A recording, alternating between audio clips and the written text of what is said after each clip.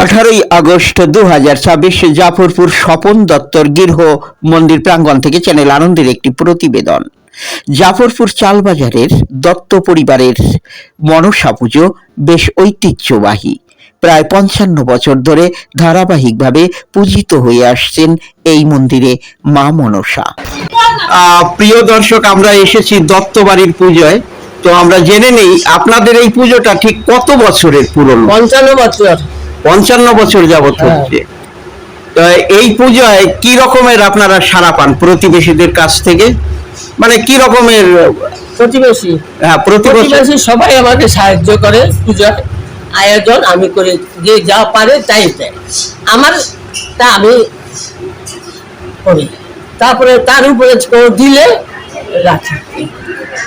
আপনার নাম কি? আমার নাম অঞ্জলি রানী দত্ত। এইবারে পুজোতে মানে প্রথম যখন শুরু হয়েছে তখন খুব জাঁকজমক ছিল। তখন 1 মাস ধরে বই পড়া হতো। পরের দিন লক্ষ্মীদের জন্য আমাদের প্রচুর লোক, আনন্দ ফুর্তি প্রচুর হতো। এখন মানে দিনে দিনে সবার নানান রকম অসুবিধার জন্য বই পড়াটা এখন হয় না সেরকম। কিন্তু এই পুজোর দিন আমাদের পাড়া প্রতিবেশী আত্মীয় স্বজন সবাই আমরা এক জায়গায় হই।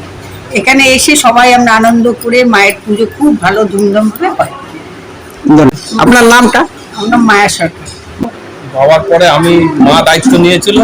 মা এখন বয়স হয়ে গেছে থেকে আমি করছি। এবার আমার পরে আমার ছেলে আছে, এই এখন পুজোর সব দায়িত্ব নিচ্ছে। তুমি কি এটা চালিয়ে যাবে? ভবিষ্যতে চালিয়ে যাবো। আমি যতটা পারবো চেষ্টা করবো পুজোটা চালিয়ে যাবো। খুব সুন্দর।